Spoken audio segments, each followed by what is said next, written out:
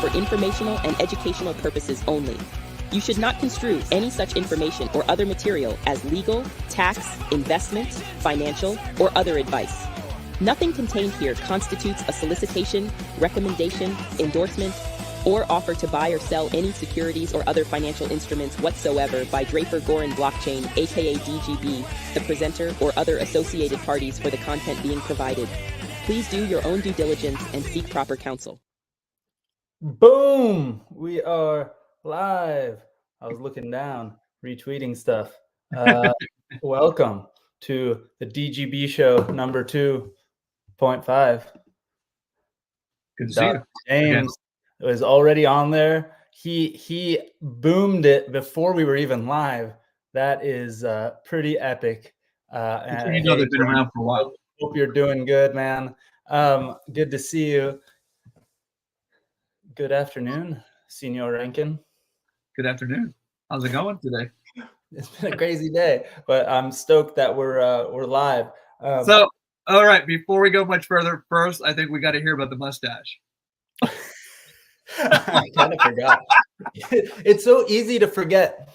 I just hadn't shaved for like 2 months. It was Christmas time. I was just about to shave, and then I got sick and just didn't shave. And then finally I went to shave a few days ago and did the normal funny stash for a selfie situation. And my son was like, keep it for the weekend. And I was like, I'll keep it for the weekend. But, you know, for the same reason I didn't shave in 2 months. Now it's Tuesday and I didn't shave the mustache off. So you're sporting it well. Well, you know what the real story is? My favorite streamer is Crypto Stash. And I just wanted to be more like him. he's got we were doing a live stream and I thought, how could I be more like Stash? So what we need is some people to post in the comments on whether they think that Alon should keep the mustache. Ooh, we could vote on it. We could vote on it. I don't have to listen to you.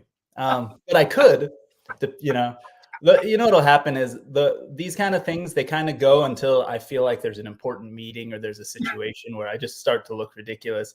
I start to feel bad too. It's funny because we have friends like Crypto Stash, but he's got like a serious, like a good some people got dudes with mustaches. And then I start making fun of myself so much, I start to get self-conscious, like I'm making fun of my friends who have mustaches, even though I am only just making fun of myself because I'm the one that looks goofy with a stash.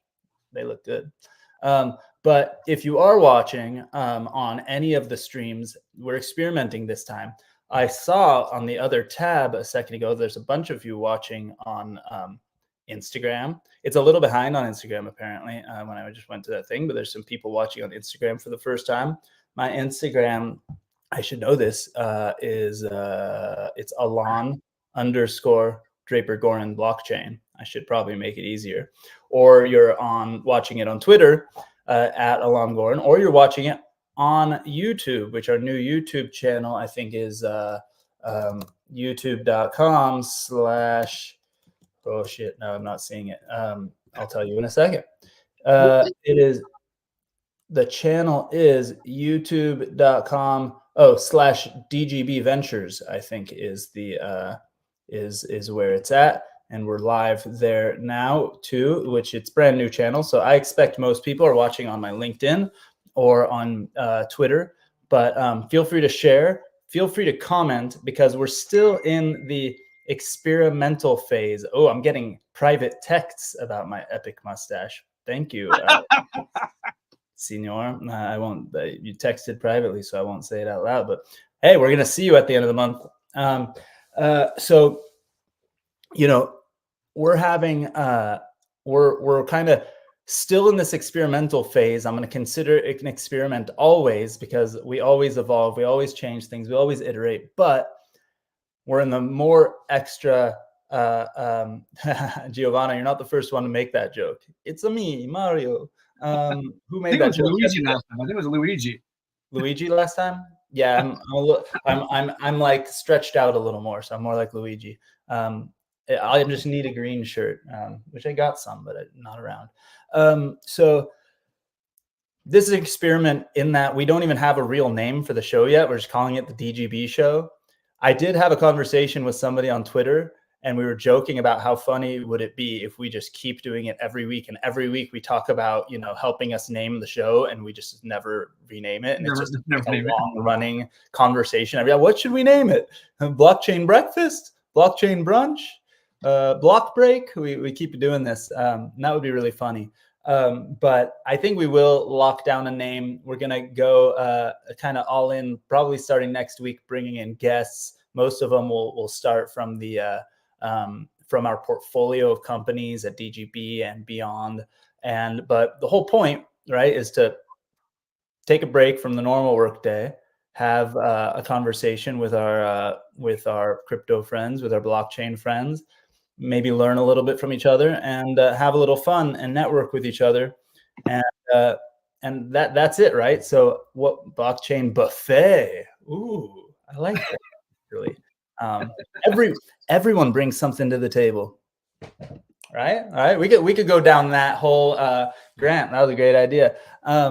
We could totally go down that thought process. You taking notes?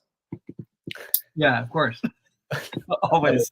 I love it. So one of the things you suggested we do, David, is talk a little bit about DGB and what we actually do, so that we kind of set the stage for people moving forward. Like, what is our day job? Like, what are we doing? First off, wait, is that the ears of a gutter cat or something? What are you wearing on your shirt? You should tell us. Today is the gutter cat. Yes. Oh, gang. Yes, gang. Gutter cat. I like it. I like it. See how many different shirts I can wear. That's right. So, I think there is something I talk about a lot when I talk to investors and when I talk to people in our space, or people wanting to get into our space. They actually look at the stupid crap I post on Twitter or the goofy things that I do, and they go like, "Oh, you're a crypto guy, right? You're like trading NFTs and swapping tokens or whatever." And although I'll speak for myself, that I play around in that stuff so that I can learn and understand the space that we're in. I'm not a trader. I'm actually a terrible trader. I don't like to trade, and I don't do it, especially in a short-term basis. And I will not participate in that kind of stuff, almost on principle sometimes, because I feel like a lot of them that are not real businesses, real things, a lot of tokens are not sustainable, and they're not fair to the community, right? When somebody wins in those kind of crappy pump and dump situations, someone else loses. And I'm not a fan of that. So we don't do that.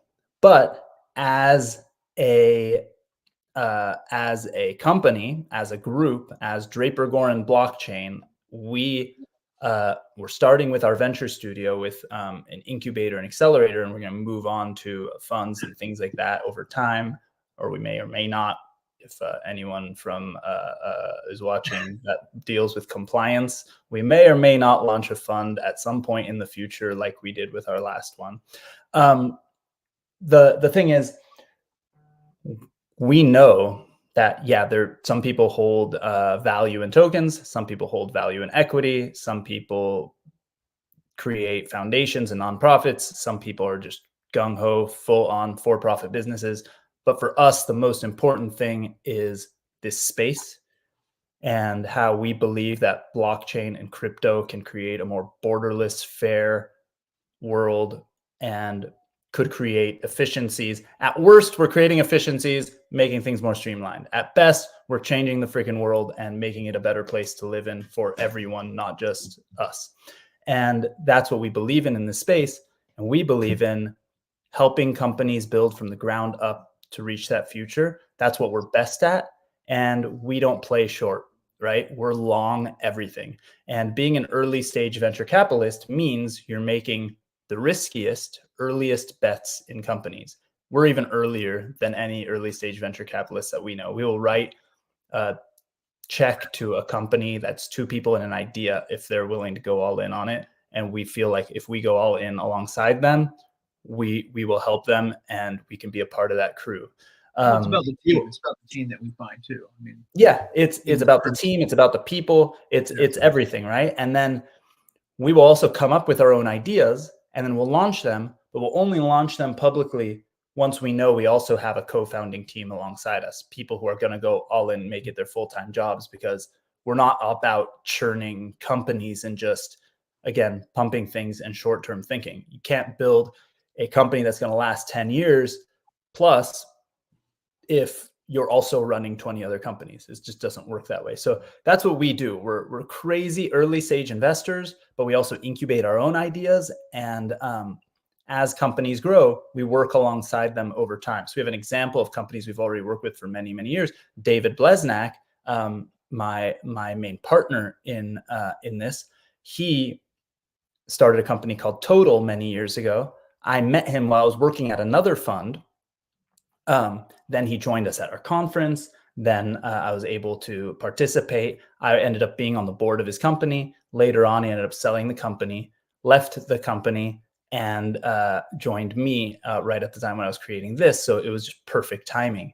And I got to work alongside him for 5+ years. I was on the board of that company. I was helping him negotiate the deal with the acquirer, and it was awesome. So that's what we do. We get really super active alongside people. And you guys know from me doing blockchain and booze and all that, and participating in the community, if you were a part of that, that my favorite thing in the world to do is to hang with entrepreneurs, spitball ideas, help them with their ideas, whether they're a portfolio company of ours or not.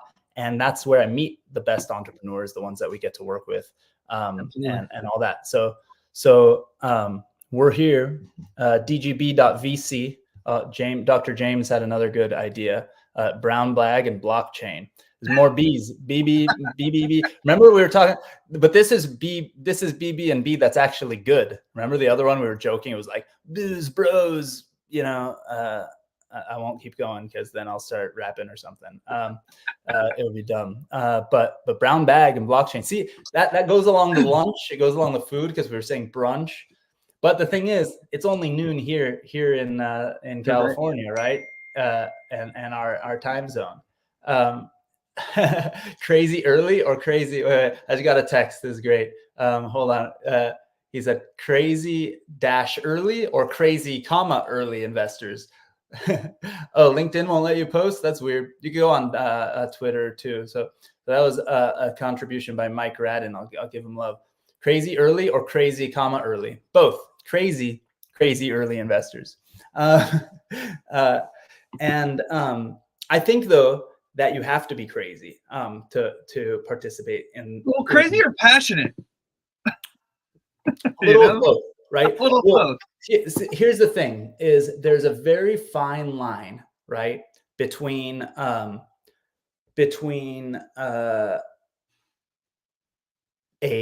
like insane entrepreneur and the entrepreneur who changes the world. They have to, and the only difference is probably success. But are we really early, or do we just see a vision that other people don't see? Now, like, for example, right now, I was up till 12:30. So I co-host a Bitcoin meetup, right, where we talk about Bitcoin. Hey, give it a sack. Tell people. Yeah, it's called Cap City BTC. Cap City. Yeah, it's been around for quite a few years. I've been part of it, part of the leadership team for the last 4 years. And we talk about Bitcoin, we talk about crypto, we talk about NFTs, everything, right? And most people that come to it thinking, oh yeah, I have some crypto on an exchange. And my thing is, I'm really big on decentralization. And the thing is if you're on an exchange, as far as I'm concerned, you haven't experienced crypto. You're just trading and gambling on a token valuation at that point, in my opinion. And so when I start talking to something, I have a whole different concept of what crypto is to somebody that's just on exchange.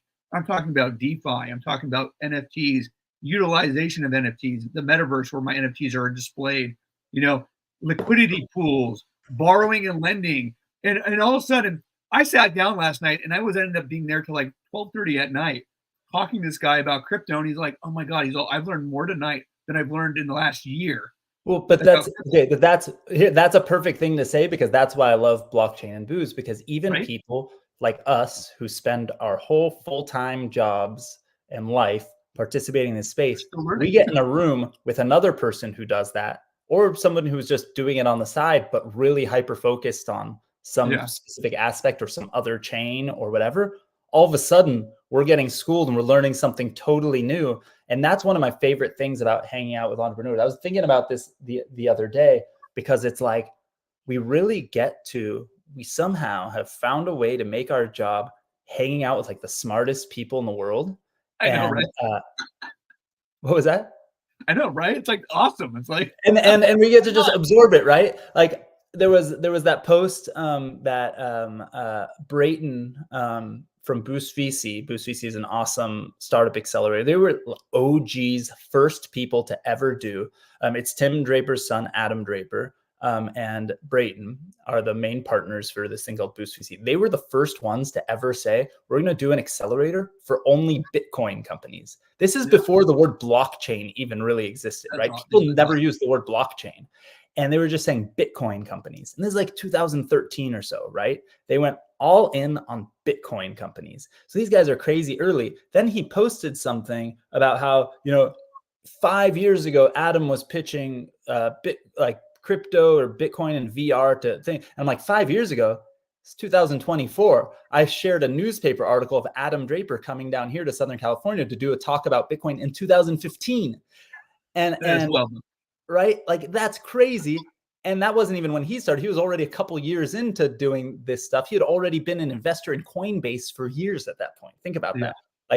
But that's what it means to be an early stage investor, by the way. But this idea, like I was thinking about that because I wasn't all in on crypto at that point. I just got to hang with him and learn about it. But I've somehow over the years made it my job to hang out with super crazy smart people like that who are way ahead of the curve and get to try and absorb just 1% of these geniuses, right? Like, and we get to, we're so freaking lucky. And it is. You can collaborate with them, which is just awesome, right? Collaborating and building things, that's the future. That's it. I mean, to me, that's the most exciting part of startups. And I always, as far as I can think back, right? I was sitting in the back of my dad's auto parts shop when I was a teenager, scheming things I could sell from his shop. Like, ooh, I'm going to buy a Coke machine, put it here in the lobby. When people come to buy a part, they'll buy a Coke. I'll make 50 cents. Boom. Right. Like, and then it went from, now I'm in college, starting college, working, a part-time job as a teller at a bank while going to college. And I look through a college notebook that I have, and it's literally calendars and numbers of when I'm going to promote punk rock shows and put out punk rock albums, because school wasn't enough to get my attention. My job, I didn't give a crap about, but I was starting new businesses, record labels in my notebooks while I was in class, right? And then we go to my first real job in tech. I was in a cubicle at MySpace. While I was there, me and my coworkers started multiple startups, like selling crap on the internet, just from our cubicles and learning about everything, right? Like building our first, websites and doing things like that, like it wasn't a part of our job. It's just what we want to do. And now I've found a way, because the most exciting part for me, the way I'm built, is going from 0 to 1. I'm very good at that. Now scaling it and growing it, I'm getting better and better and better, but that is my jam, right? So for me, being the earliest stage person and being able to help companies at that stage, it's where I can add the most value and where I have the most fun. And so it's just, and now we're in just this exciting, super cool world, right? Where, the metaverse exists and blockchain exists and crypto exists and AI feeding into it and VR and AR. And there's, it's fun. It's really, really cool. Thanks, Jordan. I saw the post. You rewind to hear the story. That's cool. There's captions, like live captions on LinkedIn. So if you're hard of hearing or you're sitting in your cubicle and don't want your boss to know, you can listen. You get headphones for that, I guess. I used to sit. I remember sitting in. What was the coolest version of this? Because I remember I sat at MySpace with headphones on and stuff. When I worked at IMDb, the Internet Movie Database which is owned by Amazon, I convinced them to let me have a separate laptop for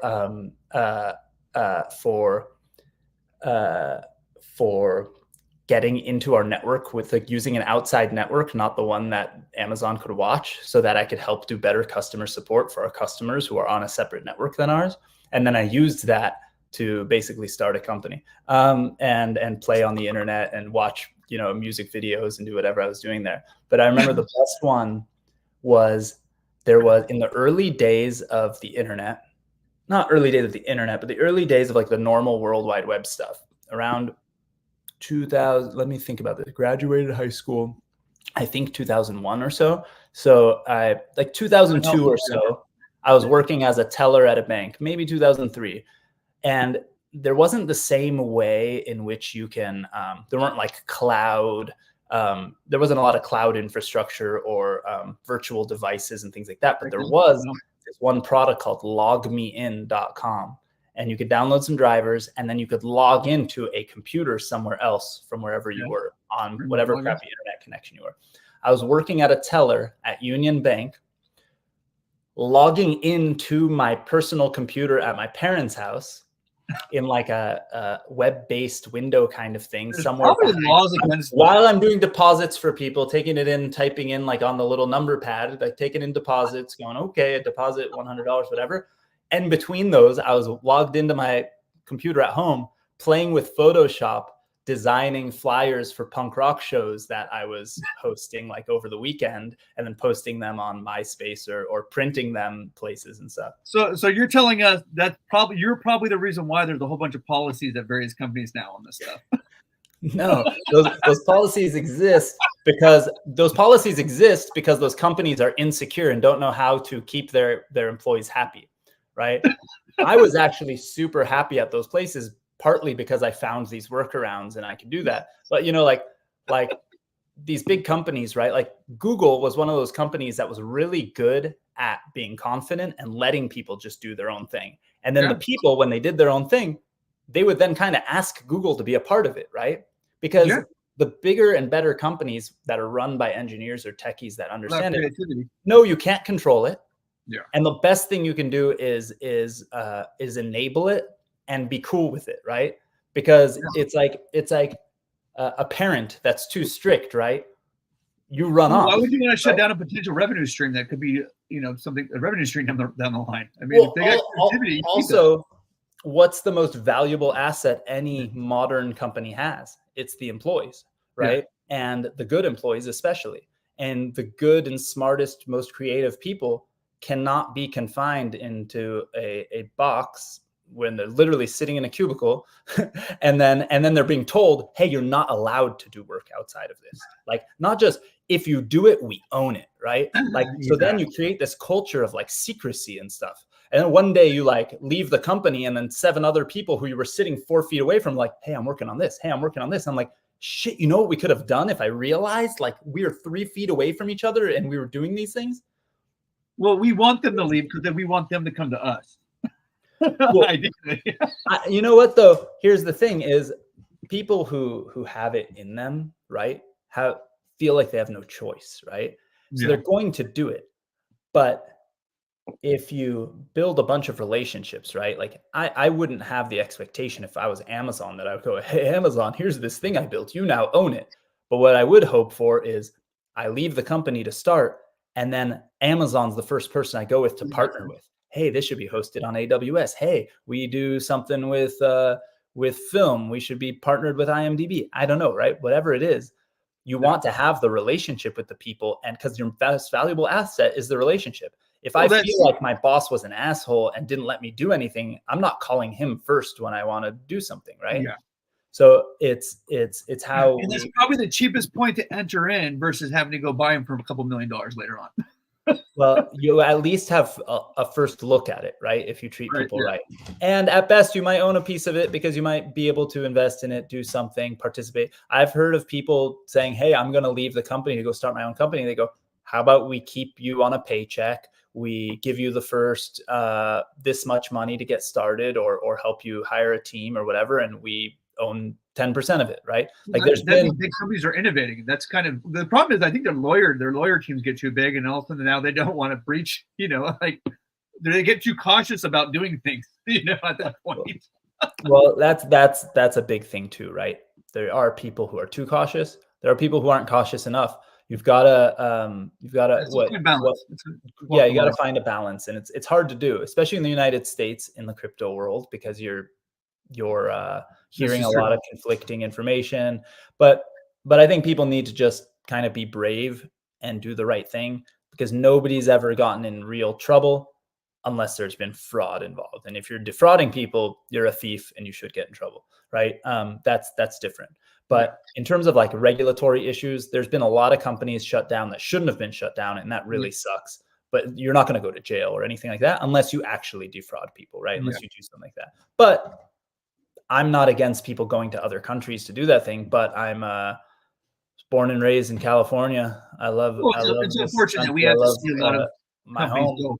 Yeah, it's unfortunate that we have to see a lot of companies go overseas and other things. I was actually at a protocol. I was looking at a protocol this weekend, and they're shifting to another chain, and they changed their name. And I went over there and I bridged stuff up, over because I wanted to use it. And the first thing I noticed is, now they have a box, whereas you read our terms of service, and if you're in the United States or one of these other countries, you're prohibited. And I just went through all these steps, hoping to do this. And then I'm like, oh my gosh, they obviously bent the knee to the SEC, or somebody else. Or their lawyer kind of went, hey, you got to do it this way. And it's really sad, because, and I tweeted this out a couple of days ago, that what we're really doing is the good companies in the crypto space, we're forcing them overseas and prohibiting the US people from actually using. And then, so the only thing that we get left up with is all these scams that are what's rugging people, the meme tokens, the shit token, that are essentially going to lose people money. And so, because they're not securities, those ones are not securities, because there's actually nothing to them. And those are the ones that are pumping and dumping, and nothing's being done about them. But yet the good projects that are actually viable potential projects, all of a sudden, because they want to be legally compliant, are now prohibiting the citizens. We're losing. It's nonsensical, right? Yeah. What you learn, you get cynical, right? And part of why kind of a lot of people end up in the space is because we're cynical of government and things like that. But you have no choice but to be cynical, because like the most pro-union, for example, politicians will be anti-crypto. There's nothing more pure of a union than something on chain, right? There can be no corruption, right? You see every single thing. There's no union boss getting paid on the side, this or that, or whatever. The most purely democratic union you can build can be on chain, right? And it's just technology. And to be against that means that you're pro having a system where things can be hidden from the public. But if you are the most pro-union politician, you should be the most pure, open, and public information believer, right? You should believe in public goods. You should believe in all of these things, and you shouldn't, be you shouldn't be kind of led by allegiances to your largest donors or the biggest banks and financial institutions in the world. That doesn't make sense, right? We're at an era where we have to reconsider some of our laws, right? And one of the biggest things that I look at is the Howey test, right? If you understand really quickly, for people that don't know what it is, Howey test is a simple test, a few questions on how they decide if something is a security or not. Yeah. And I can go on, and then I'll Howey test. Why it's bullshit. Even four components of the Howey test is: one, is it an investment of money, and two, in a common enterprise with the expectation of profit, and four, it's derived by the efforts of others, right? And one of the things that I've been questioning lately is the Howey test was written a long time ago, right? Before that we actually decoupled from gold. All right. And if anybody understands economics and currency debasement, they understand that when we decouple from gold, we basically inflated our currency, which debases its value over time. Right. So what that really means is I can hold a gold bar, right? That right now they're going like $2,000, whatever the size and price is. I can hold a gold bar, literally do nothing to that gold bar. But because we are debasing our currency by issuing more of it, that gold bar goes up in value, right? And so if we have, one of the definitions is the expectation of a profit.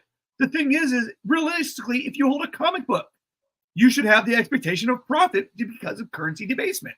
If the value of the currency is falling in purchasing power, that means pretty much anything that you hold that stores its value goes up in value.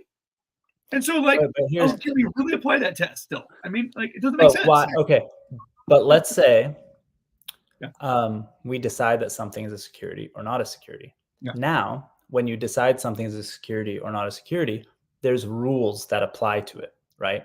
And here's where it gets bullshit, because it shouldn't fucking matter. And the reason why it shouldn't matter is because I'm allowed to go and buy my condo. Whether I can afford it or not, the bank makes a decision, right? I can go and gamble. And whether I can afford it or not, if I have $1, I'm allowed to spend it, right? Yeah. And I can spend on whatever I want, right? No rules, nothing stopping me there other than unless it's over $10,000, then you got to report the right. Even then, okay, but over $10,000 doesn't apply to 99.9% of the public, because we're not buying $10,000.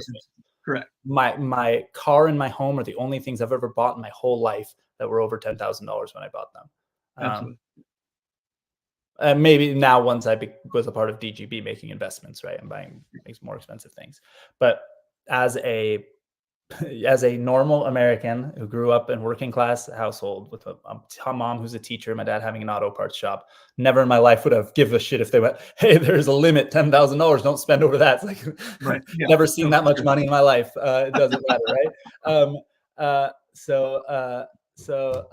Hey, Chad, thanks for joining us. So where I'm getting at is, now something's called a security. Yeah. You know what happens once something is called a security? 99% of us are no longer allowed to participate, right? Yeah. So once something is called a security, and by the way, if you are a gardener and you start a gardening company and you ask your neighbor if they'd like to invest and own 1%, 5%, 10% of your company, you might be breaking the law now, because your company, the shares in it, are a security. And if you post it on Facebook that you need to raise $100,000 to buy some equipment to start your company and quit your day job, whatever, you are breaking the law, because you're not allowed. There's two things that you just broke. Public solicitation becomes illegal. Asking people in public to invest in your company is only allowed if you follow certain rules or have a bank that represents you. So if you pay money, if you pay a VIG to the people in charge, you're allowed to do that now. The next part is accredited investor laws. So there are laws that if you're not wealthy enough, you're not allowed to invest in securities.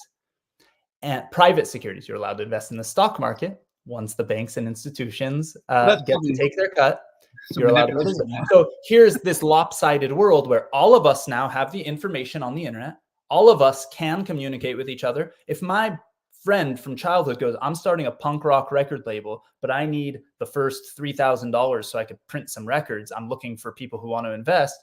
If he posts that on Facebook, he's breaking the law. That's freaking insane, first of all, because every sector except for small businesses in our country are losing jobs, right? So if you want the country to thrive, you need to create more small businesses and create more jobs. But no can do. It's against the law. Now, if I participate after he posted it on Facebook and I wasn't an accredited investor, at any point in time, I can take my money back. I can sue him. He didn't do anything wrong. He started a company, right? And guess what? When professional investors invest in companies and they fail, that's it, right? It's part of doing business, right? But they put all of these hurdles in the way with these old archaic laws in the name of protecting people. But there's no other place in the world where they go, well, you're poor. It protects a small amount of poor, so we're going to protect you from this. They don't protect you from buying something you can't afford. They don't protect you from gambling, but they protect you from buying an asset that is risky, that you could lose on, but is also the only chance you have of creating generational wealth for your family. So if you're a poor person and you have a chance to invest in your neighbor's new company, it's against the law for you to do that. That company might become the next Amazon. It might become something smaller. It might be my dad's auto parts shop. My dad's auto parts shop, even though now 20 years later, he's retired and it's done and it's closed and whatever. We spent my whole lifetime growing up paying our bills, paying for our school, making sure we have a comfortable life in Thousand Oaks, California, a beautiful place to live, right? If somebody owned 5% of that and every month got 5% of whatever my dad got, that would probably have been a great deal for that person, right? It would have been fine. It would have made some money on the side. It would have been great investment. That wasn't legal, right? So if you think about these things, like they are legal in certain circumstances, I should caveat if you do it right, but who knows how to do it right? The average When I person started doesn't have the opportunity. when I started my first company, I put on the internet, I said, we're raising money for our company. And all these people who were more sophisticated than I am were like, dude, no, take that off. You're breaking the law. You're going to go to white collar prison for raising money for a startup on the internet. And I was like, it seems like the most opposite of what the American dream I was taught of was. It feels like the most un-American thing to have accredited investor law. So only rich people are allowed to own a piece of small businesses. Like it doesn't make sense. So those rules have to change. So to me, like that Howey test thing is almost like irrelevant because it's to test if something is a security. But once it's a security, it's bullshit too, because now more than half the country can no longer even participate or afford to participate. Yeah. It's BS. It's just not fair, right? So I don't know. I mean, that's one of the things that excites me about the crypto space. I mean, granted, I envision that a lot of these things will be securities at some point, but I think we still need to rethink what a security is. If it's a contract, like I can see a financial contract, but why should there be?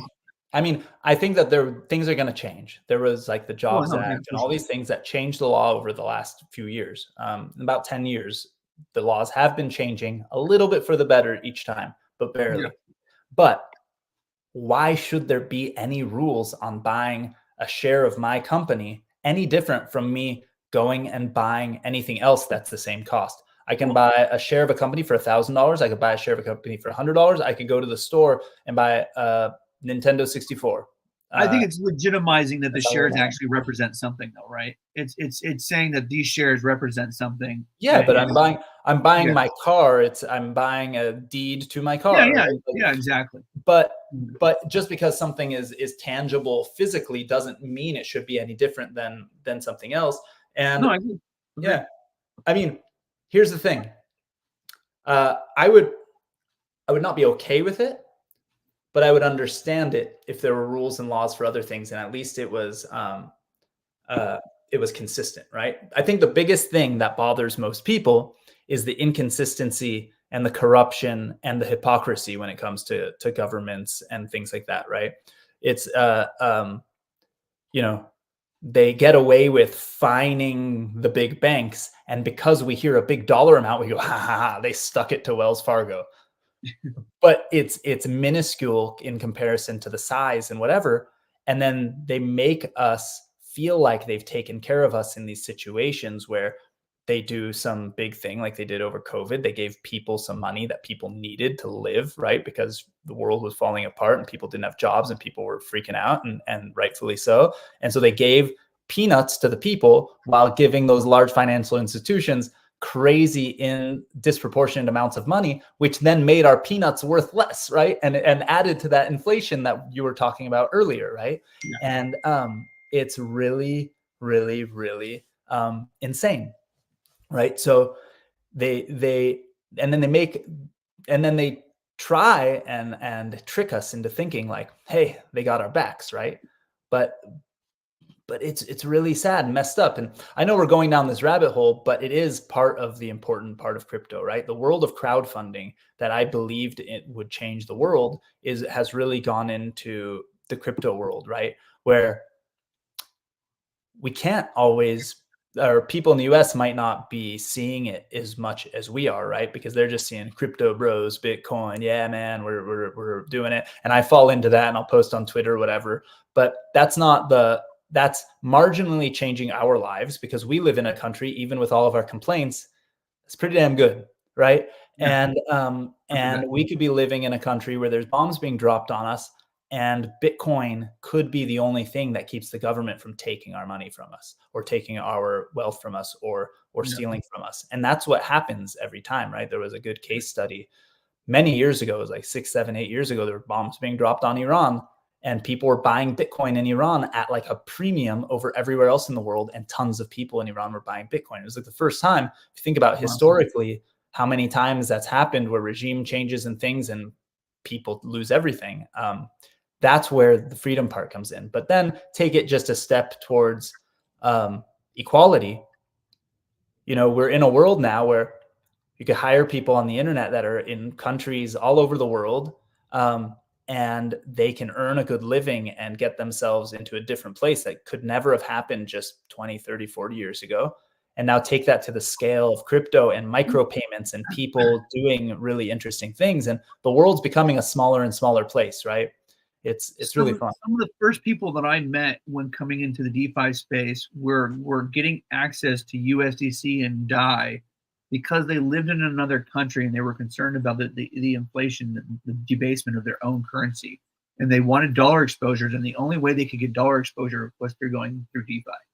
Yeah. And I went, wow. And it really kind of kicked it. Well, here's the thing though.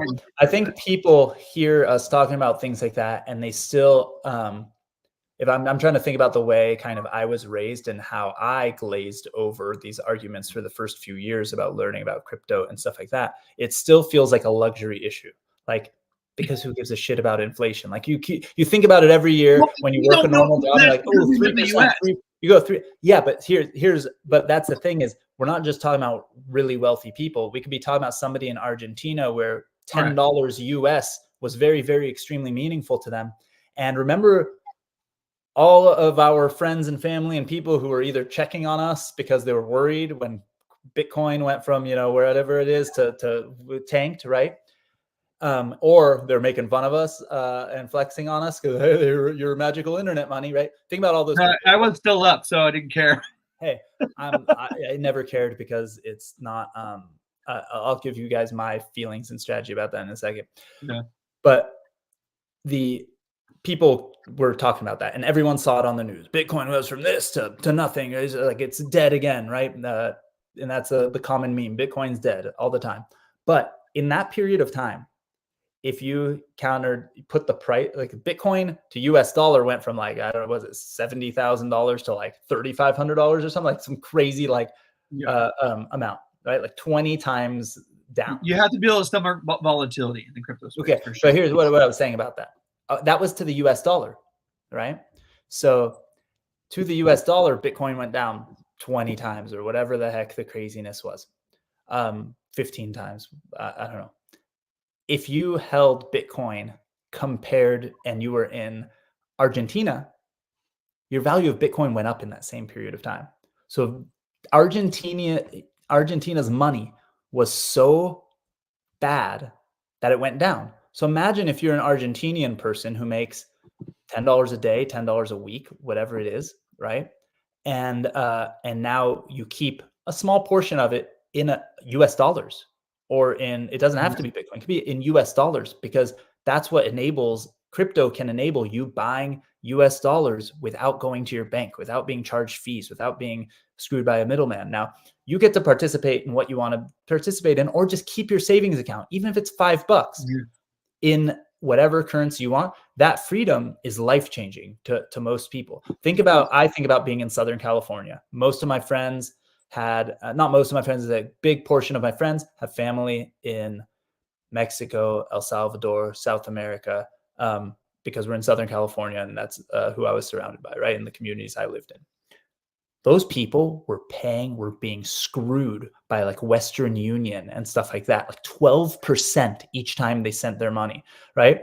To the point where if they went on a trip to Mexico or whatever, people would be packing cash and hiding it under the seats of their cars and things like that so they could drive down to Mexico to bring it to their family, just putting themselves in dangerous, crazy ass situations because they can't put it in the normal banks and give it to their family members. Maybe some of them are making money under the table or whatever, but that's how they had to live. Like that's how you have to live, right? So people in really bad situations today can send money around the world without any of that bullshit. And I'm not saying anything that should be, against the law or consider, crazy money laundering, drug trafficking, whatever, because it's still not anonymous the way it's still not anonymous before, right? Cash is still more anonymous than any kind of crypto thing. It's more trackable and traceable. And we've had law enforcement. Actually, that should be an episode we do. We should get some law enforcement people on here because we've done it before with our conferences. But anytime we talk to any law enforcement people, it was FBI or whatever enforcement agencies, they will say 100% of the time they'd rather be going after criminals transacting in crypto than transacting in US dollars because it's easier to trace, right? So that's also one of the big arguments. People go, oh, crypto is just for criminals and whatever. And it's not that hard. There's plenty of tools. I do it all the time. It's nutty, right? It doesn't make again, that's where you start getting frustrated. Once you start learning and you realize, wait, this politician is saying what? This politician that I voted for is basically saying that this thing that I make my living from or that I'm trying to do for a living is only for criminals.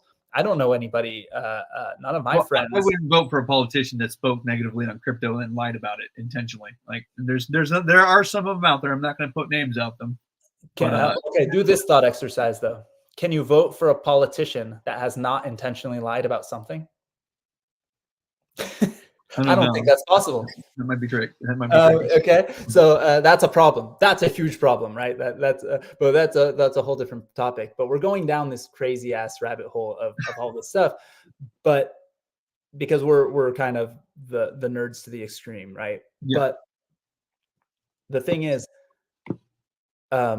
it's similar to freedom of speech. It's similar to your own freedom of choice to do what you want with what you have, right? And nobody is talking about, any crazy circumstances. I'm talking about sending money to a family member in another country without being screwed by some middleman who is taking advantage of me because I'm poor and don't have a bank account. Because that's what Western Union and those things are, right? They exist to take advantage of people because everything's digital nowadays. Sending $100 from here to Mexico is as simple, maybe simpler than sending an email, right? We all know and understand that costs nothing. So, but it's gotten ridiculous, right? Over on Sound.xyz, which is an NFT platform for music where you can mint music. Guy named Jonathan Mann that does a song a day put up a song. Awesome. He's awesome. Yeah, he's been minting music as NFTs for like years now. And he did this song and it went up for auction and it sold for over $10,000. And he's did the new one, this song is a felony? Did that sell for over $5,000? No, that didn't sell over $5,000. An older one, yeah. An older one sold for over $5,000. And so he wrote the song called "This Song Is a Felony" because he was singing about how he sold an NFT that was a song and it went for auction. It was sold for over $5,000, which is over $10,000. And now he's required to fill out a form, this 8,300 form that's for the IRS that you have to do because as of January, the beginning of the year, now crypto falls under as cash for the 10,000 requirement. So now he's required to fill out this form. Wait. He doesn't know who bought it on the blockchain. Wait. But here's the thing, the hypocrisy. Yeah. If it's filed under cash, shouldn't it just be considered cash now? And so it should be just a foreign exchange. But then other rules and laws should apply to it like cash. Now people shouldn't be taxed in weird ways because if I buy coffee with my crypto, you're going to pay capital gains. I'm supposed to pay taxes on the $2 my crypto went up to buy that coffee, and it becomes unusable. Like so are they treating it like cash? Is it cash or not? Somebody has to take them to court, do the whole thing. Yeah. Technically, it should be a foreign currency because it's now one of the national currencies for El Salvador. It's one of the national currencies for Japan, I think. So It technically should be a foreign currency. But that's a whole nother luxury problem that we have talking about it versus. Well, I can't wait for the tax rebate on this if it ends up being a currency because I think they're going to help me some money. That'd be great, actually. There's a silver lining, right? Yeah, I mean, we'll see. But I mean, the thing is, here's the thing: he's going to have a hard time, clarifying who that individual was about the NFT. But the thing is we know that at some point that wallet that bought it is likely going to be KYC'd if it ever goes through an exchange. Yeah. So it's and the thing is there has to be some give and take in this space. And the thing is I think there's a group of people who are really afraid. And most of these people in these offices are just aging out, and it's going to happen. It's going to happen when our current generations end up taking the office, and I don't understand why they have to make it so hard, and why a prior You generation. do understand why they have to make it so Well, hard. because they don't want change. They don't Exactly. want change, and they're afraid. They are the incumbents. Whether Yeah. a politician says out loud that they're fighting for the people or whatever, No. the biggest donors to them being in office and the biggest supporters financially of these politicians and their first jobs they get when they're no longer politicians all end up being at usually these large financial institutions, which means they have to kind of do what's right for them. And some things are inevitable, right? Like the crypto stuff is inevitable, but they push back as long as they can, and as long as they can do it, and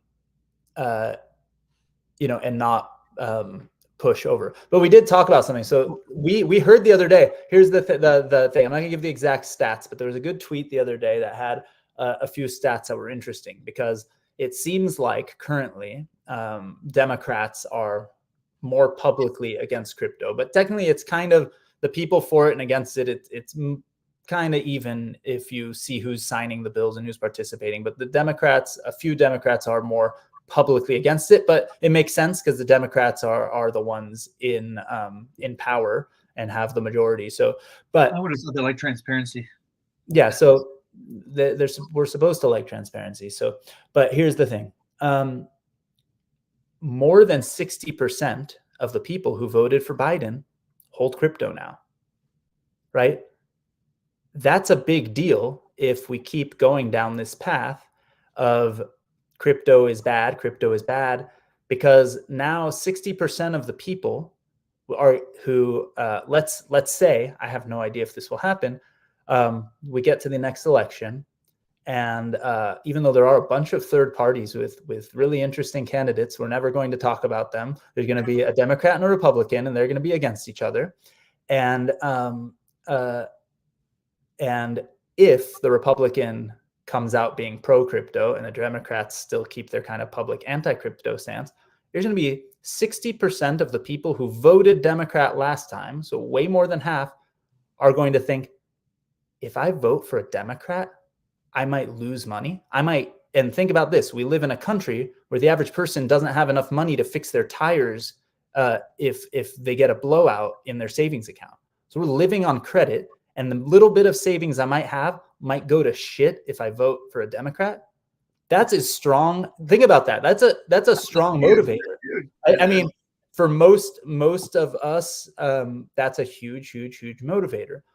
There's a few nut jobs amongst us who are idealistic, who will shoot themselves in the foot to vote for what they think is right. People like me who are crazy and willing to go all in on their craziness.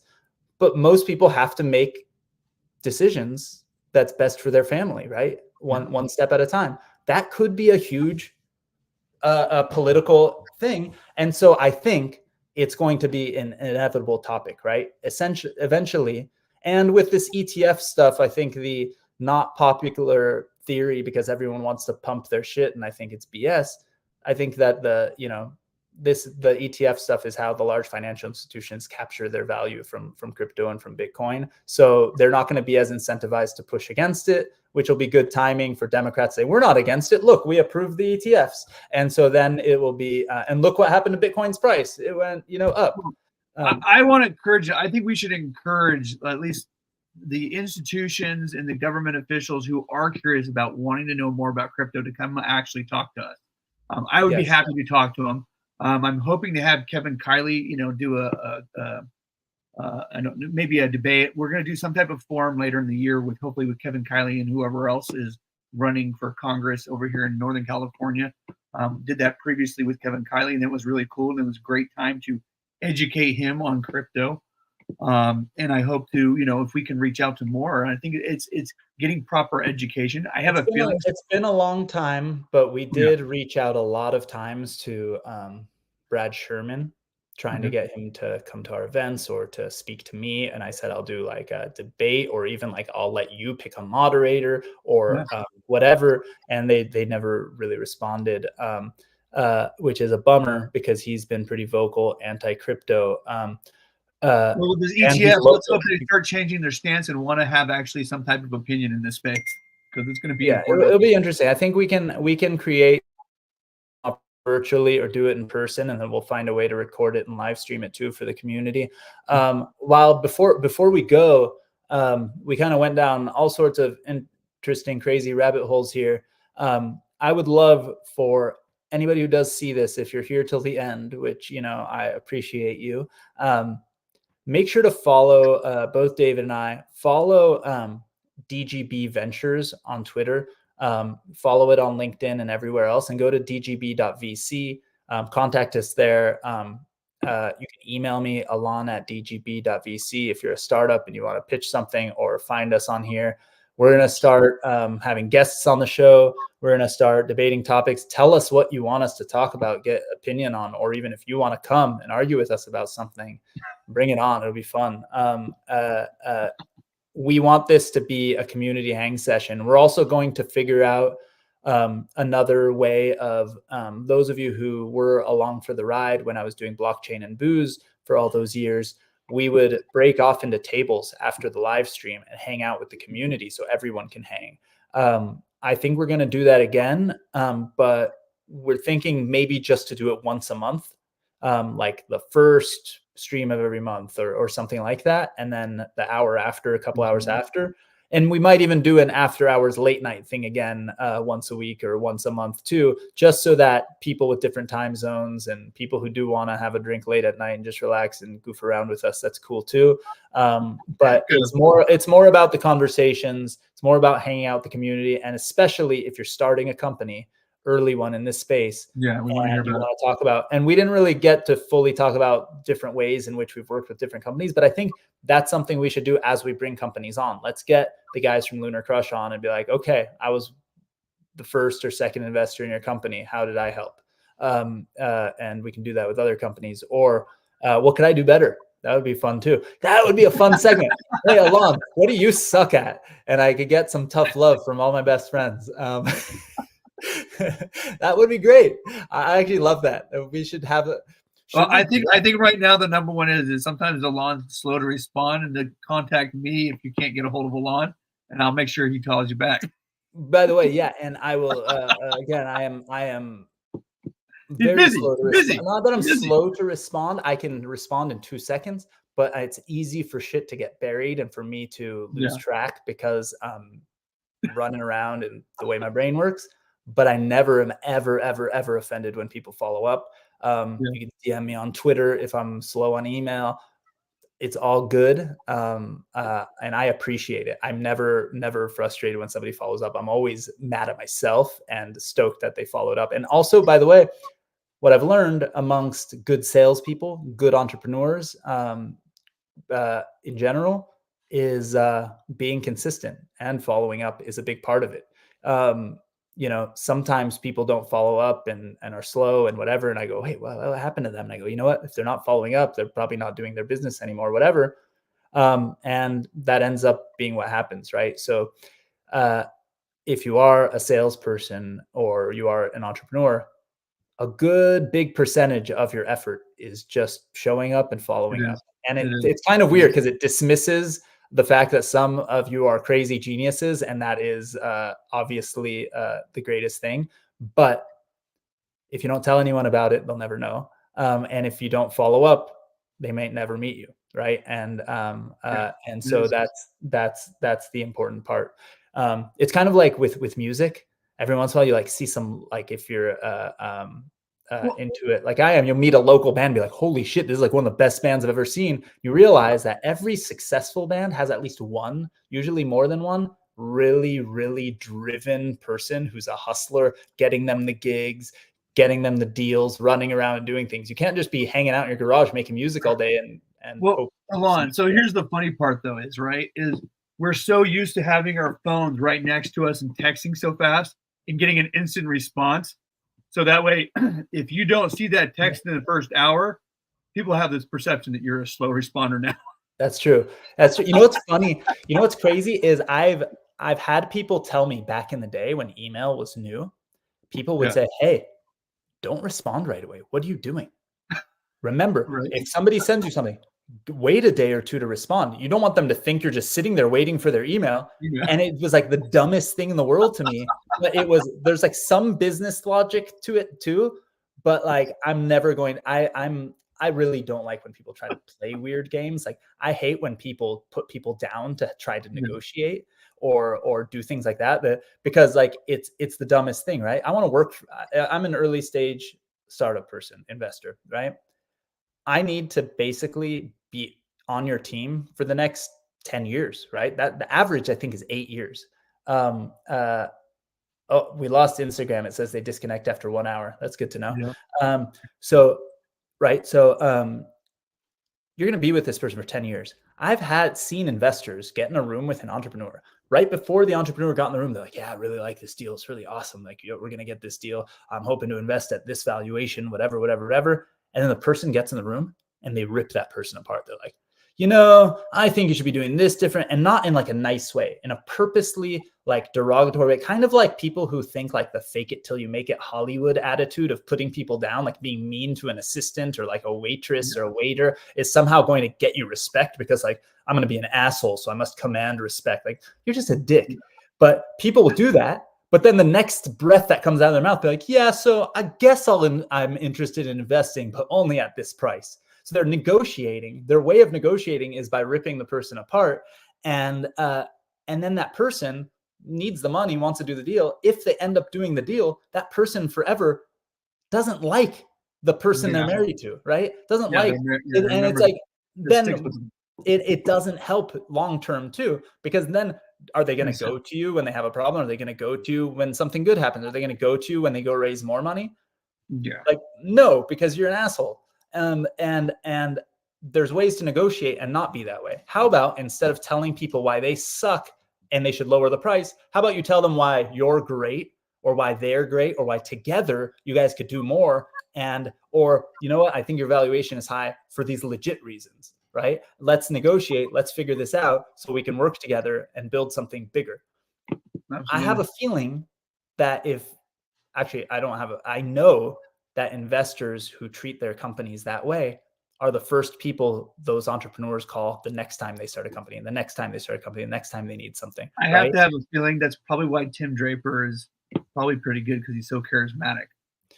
He has an interesting thing on this similar topic. I got to be at a talk one time where he was talking to investors, other investors, people who are investors in his fund and people who are just other investors in his Draper network that we're a part of.